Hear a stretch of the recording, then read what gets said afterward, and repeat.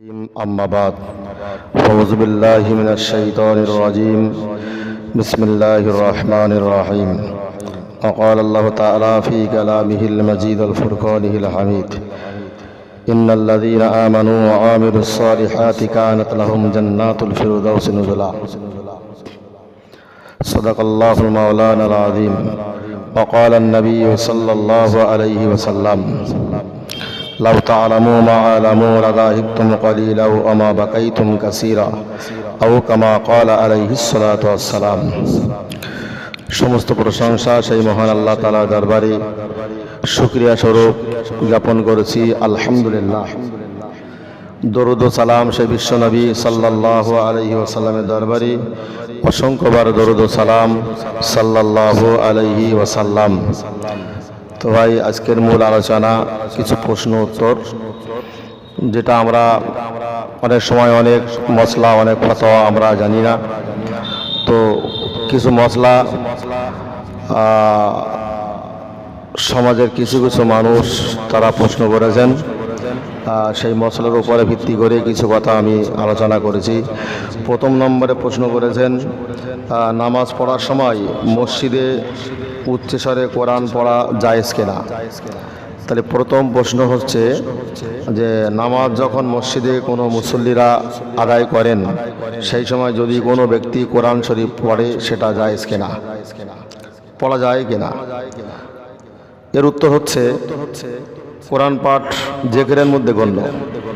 কোরআন পাঠটা হচ্ছে জিকিরের মধ্যে গণ্য। তো নামাজীদের নামাজে বিঘ্ন হয় এইরূপ আওয়াজে জিকির করা নিষিদ্ধ বা কোরআন পড়া নিষিদ্ধ। প্রথম প্রশ্ন আমরা বুঝতে পারলাম যে জিকির, কোরআন পড়া মানে জিকির করা, জিকিরের সমতুল্য। তাই মসজিদে যদি কোনো মুসল্লিরা নামাজ আদায় করে সেই সময় কোরআন পড়া বা জিকির করা এটা ঠিক নয়, বৈধ নয়, একেবারে নিষিদ্ধ। দ্বিতীয় নম্বর একটা কোশ্চেন করা হয়েছে, সেটা হচ্ছে স্বামী স্ত্রীকে, বেটি স্ত্রী স্বামীকে বাপ বলিলে কি হবে। খুব মারাত্মক প্রশ্ন। এরকম সচরাচর শোনা খুবই কম যায়। তো তার উপরে ভিত্তি করে প্রশ্ন যখন করেই দিয়েছেন কোনো এক আল্লাহর বান্দা, তো উত্তর নিশ্চিত দিতে পারবো ইনশাআল্লাহ, আশা করেছি। দ্বিতীয় নম্বর কোশ্চেন, স্বামী স্ত্রীকে বেটি আর স্ত্রী যদি স্বামীকে বাপ বলে কি হবে। এর উত্তর হচ্ছে গুনাহগার হবে, কিন্তু ইহাতে তালাক হবে না। যদি স্ত্রী তার স্বামী তার স্ত্রীকে বেটি বলে তাহলে এতে গুনাহগার হবে, কিন্তু স্ত্রী তালাক হবে না।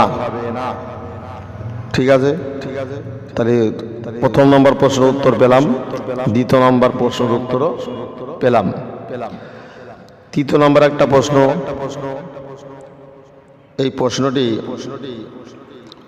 কোনো একজন মুসল্লি করেছেন যে নাবালেগের তরফ হইতে ঈদুল জোহার কোরবানি করা ওয়াজিব কিনা।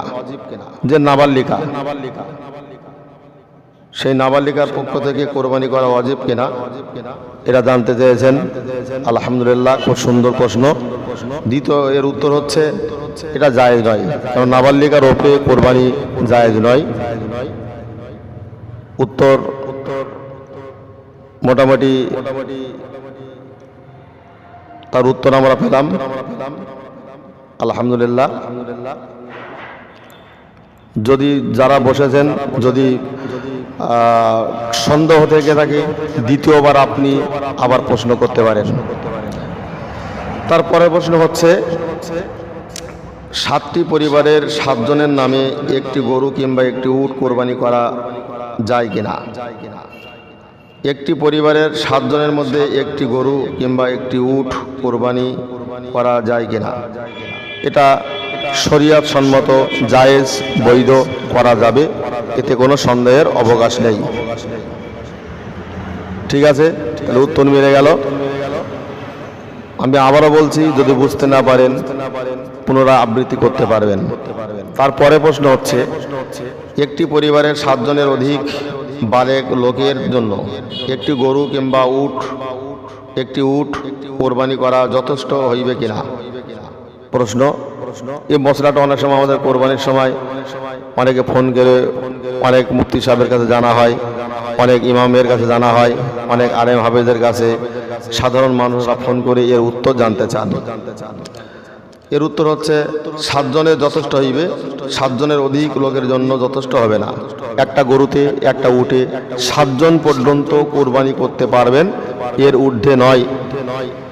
7 জন করাটাই যথেষ্ট, এর বেশি এক কথায় করা যাবে না। বোঝা গেল? তারপরে কোশ্চেন হচ্ছে, স্ত্রীর দুধ খাওয়া স্বামীর পক্ষে কি? খুব মারাত্মক প্রশ্ন, খুব একটা মারাত্মক প্রশ্ন যে স্ত্রীর দুধ খাওয়া স্বামীর পক্ষে কি? উত্তর হয়তো শুনতে খুব খারাপ লাগছে, প্রশ্নটা আসলে লজ্জাবোধ হবে, কিন্তু লজ্জার কোনো কারণ নেই ভাই। এর উত্তর হচ্ছে সম্পূর্ণ হারাম। ইয়াতে নেকা নষ্ট হবে না। ওটা যদি কেউ করে ফেলে ওর জন্য ওটা স্ত্রী দুধ খাওয়াটা হারাম, কিন্তু এতে স্ত্রী তালাক হবে না, কিন্তু ইহা মহা গুনাহগার হবে। উভয়ে তওবা করা উচিত। এটা করলে পরে এটা হারাম, আর হারাম কাজ করলে বড় গুনাহ হবে, আর উভয়ে তওবা করে নেওয়া জরুরি। 7 নম্বর একটা কোশ্চেন, একেবারে লাস্ট। এখানে বলা হয়েছে গাঁজা, মদ ও আফিন বিক্রেতা, সুদখোরের ও অমুসলমান প্রদত্ত অর্থ মাদ্রাসা বা মক্তবে ব্যয় করা যায় কিনা? উত্তর হচ্ছে, প্রশ্নটা আবার বলছি, গাঁজা, মদ ও আফিন বিক্রেতা, সুদখোরের ও অমুসলিমের প্রদত্ত অর্থ মাদ্রাসা বা মক্তবে ব্যয় করা কি? উত্তর হচ্ছে, কোন হারাম অর্থ মাদ্রাসা বা মক্তবের ব্যয় করা জায়েজ নয়। 10 কথার এক উত্তর, কোন হারাম উপার্জনকৃত অর্থ মাদ্রাসা, মসজিদে, মক্তবে ব্যয় করা জায়েজ নয়, বৈধ নয়, অতএব করা যাবে না। যাই হোক, মোটামুটি আমরা কিছু প্রশ্নের অনেকে করেছেন, তো আজকের মোটামুটি তার একটা উত্তর দিলাম। আল্লাহ আমাদের সকলকে এই সঠিক উত্তরগুলোর আমল করে চলার আল্লাহ তৌফিক দান করুন। ওয়া আখিরু দাওয়ানা আনিল হামদুলিল্লাহি রাব্বিল আলামিন।